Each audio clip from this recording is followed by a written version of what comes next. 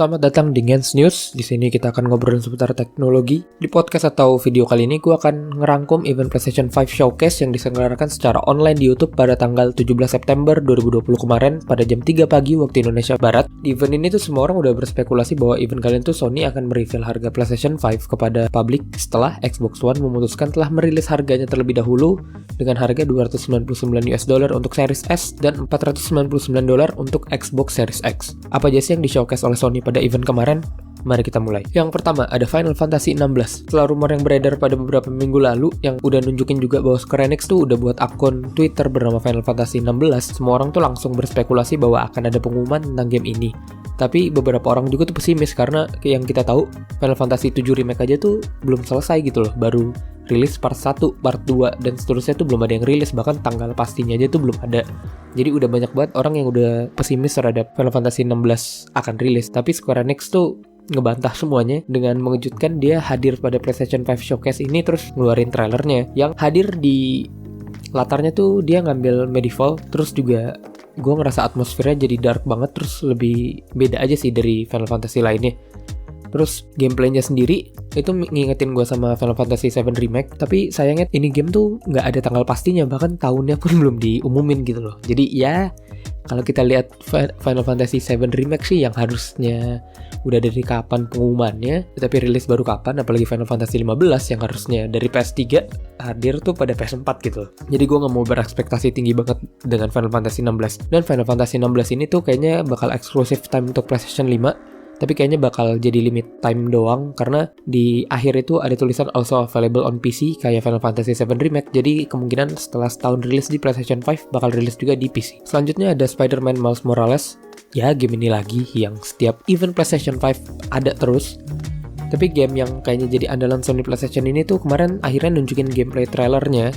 Di sana tuh kita bisa lihat kalau gameplaynya sendiri menakjubkan banget ya. Maksudnya gue ngelihatnya banyak perubahan dari Spider-Man pertama kemarin. Jadi gue lumayan amazed sama gamenya.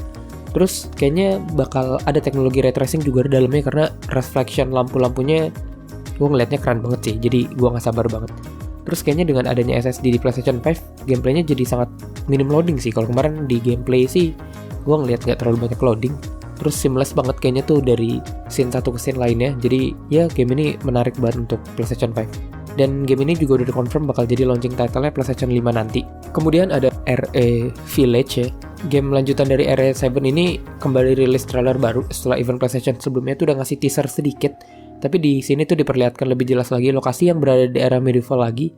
Kayaknya lagi musim atau gimana sih. Terus adanya kehadiran werewolf yang udah sesuai rumor juga. Banyak orang udah bilang kayaknya bakal ada werewolf di sini. Terus udah ditunjukin kalau beneran ada.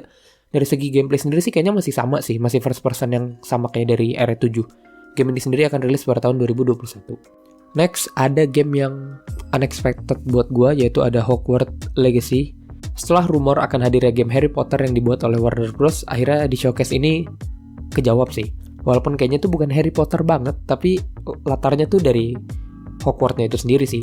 Tapi mekaniknya kayaknya bakal RPG, walaupun masih banyak belum detail yang diketahuin ya, karena dari trailer kemarin tuh cuma sekedar kayaknya untuk nge-show case tempat-tempat gamenya aja, kayak misalnya ini tempat makannya, atau ini asramanya, atau segala macam. Kayaknya masih cuma nge-style tempat doang sih, tapi belum dikasih tahu gameplaynya gimana, atau ceritanya gimana, kita nggak bakal tahu. Tapi game ini akan rilis pada tahun 2021. Kemudian ada Call of Duty Black Ops Cold War. Ya, game ini udah sangat banyak iklannya kayaknya. Game ini bahkan udah buka pre-order juga sebelum ada showcase ini. Tapi di sini lagi-lagi ada gameplay trailer yang grafiknya sih keren sih menurut gua. Terus untuk kalian yang punya PlayStation 5 nanti bakal dapat alpha gratis pada tanggal 18 sampai 20 November 2020. Game ini sendiri akan rilis pada holiday 2020 besok. Kemudian ada game terakhir yang buat gue menarik. Ini bukan game terakhir yang di showcase ya, tapi maksud gue yang buat gue tertarik akan nonton event ini, yaitu ada Demon's Soul.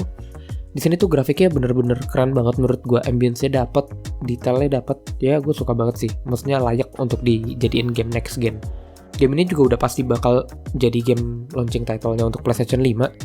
Terus kayaknya tipikal gamenya yang kayak Dark Souls ya. Jadi buat kalian yang belum pernah nyoba main, daripada kalian main terus banting stick, kan sayang, mahal kan nih. Jadi mendingan coba main Sekiro atau Ghost of Tsushima dulu. Atau kalau mau yang susah sekalian ya Dark Souls aja mainin. Kalau udah tamat kayaknya ya cukup buat jadi pemanasan lah. Kemudian sebelum mau gue kasih harganya, ada beberapa game juga yang dimunculin di showcase kemarin, tapi gue nggak begitu tertarik, tapi bakal gue sebutin juga, kayak misalnya Deathloop yang diundur dari tahun 2020 jadi Q2 2021. Kemudian ada Devil May Cry 5 Special Edition yang akan hadir pada saat PS5 keluar nanti, tapi dalam bentuk digital only. Kemudian ada Oddworld Soulstorm yang belum jelas kapan tanggal rilisnya. Ini game juga gue nggak nyangka ada di showcase kemarin. Dan yang terakhir ada Five Nights at Freddy's. Ini juga trailernya kemarin sampah banget sih, cuman buat ngagetin orang doang kayaknya. Tapi sayangnya juga belum nunjukin tanggal perilisannya kapan. Oke, sebelum ke harga juga, PlayStation kemarin ngumumin juga ada yang namanya PlayStation Plus for PlayStation 5, yang tampaknya tuh kayak jadi Xbox Game Pass-nya PS5 ya, karena kayaknya buat kalian yang punya PS5 terus langganan PlayStation Plus, kayaknya kalian bisa main game-game terbaik PS4 kayak Uncharted 4, God of War, Persona 5, MHW, RE7, Detroit Become Human, dan masih banyak lagi ya. Itu masih nggak tahu sih apa itu maksudnya backward, jadi kalian yang punya dulu bisa main lagi, atau waktu kalian punya PS5 terus kalian langganan PlayStation Plus langsung bisa main itu semua. Gue nggak tahu, tapi kayaknya sih begitu. Oke, masuk ke kalian yang tunggu-tunggu, yaitu harga. Di event PlayStation ini, akhirnya PlayStation merilis harga dari dua konsol mereka, yaitu yang dibanderol dengan harga $399 untuk Digital Edition dan $499 untuk versi biasa atau yang ada Blu-ray disc dalamnya. PlayStation 5 sendiri akan rilis pada 12 November 2020 di beberapa negara tertentu dan 19 November 2020 untuk seluruh dunia. Dan setelah event ini, PlayStation mengumumkan bahwa pre-ordernya sudah bisa dilakukan pada mulai tanggal 18 September 2020 pada beberapa retailer terpilih. Oke, disini gue pengen bahas harga sedikit untuk di Indonesia ya. Kayaknya sih gue berfeeling untuk Digital Edition itu harganya berkisar 7 sampai 799. Karena kalau kita berlihat dari MSRP yang $399, ini sama kayak PlayStation 4 Pro yang sama juga $399, dan harga resminya itu di angka 7,5 atau 7,3 gitu, gue lupa. Jadi gue bisa spekulasi untuk Digital Edition akan di harga yang sama. Untuk yang Blu-ray disc sendiri, gue agak ragu ya ini bakal berapa, tapi gue punya feeling sih harganya di 8499 sampai 8999 atau maksimal 9,5 juta, tapi gue nggak yakin juga. Ya mungkin kisaran 8 sampai 9 juta menurut gue untuk yang Blu-ray disc. Untuk kalian yang nanya beli di mana, kayaknya sih kalau gue udah cek-cek di Instagram dan sebagainya, ada 3 retailer resmi Sony Indonesia yang gue tahu, yaitu ada PSA, Multigames, dan GS Shop. Bahkan di GS Shop dan PSA sendiri tuh udah mulai ada ini sih, kalian bisa daftarin, jadi nanti kalau mereka udah buka PO, kalian bakal dikabarin gitu. Jadi menurut gue, apalagi GS Shop yang udah sampai buat di website mereka, PlayStation 5 akan hadir di GS Shop, jadi menurut gue kita bakal dapet sih day one. Kemudian setelah acara event ini juga, PlayStation tuh udah langsung ngerilis semua harga aksesoris yang ada untuk PS5, kayak DualSense yang akhirnya dihargain seharga $70 atau naik $10 dari DualShock 4. Kemudian ada PS HD kamera yang dibanderol dengan harga $60, ada media remote seharga $30, dan yang terakhir ada Pulse 3D wireless headset yang dibanderol dengan harga $100. Jika dilihat dari beberapa website seperti Amazon, GameStop, dan lain-lain sih, aksesoris ini udah mulai bisa di pre-order juga ya, mulai besok kayaknya. Sebelum menutup event kemarin, PlayStation tuh memberikan kita sedikit kejutan, sebuah teaser kecil yang kita tuh semua itu logonya logo God of War.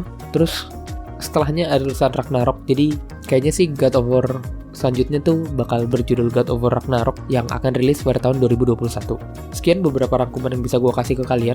Kalian sendiri tertarik gak sih buat beli PlayStation 5 di awal-awal ini? Maksudnya di pre-order, apakah kalian bakal ikut? Coba komen di bawah.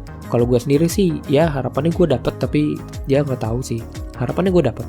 Sekian video atau podcast kali ini. Jangan lupa like, comment, subscribe. Sampai jumpa di video atau podcast berikutnya. Bye.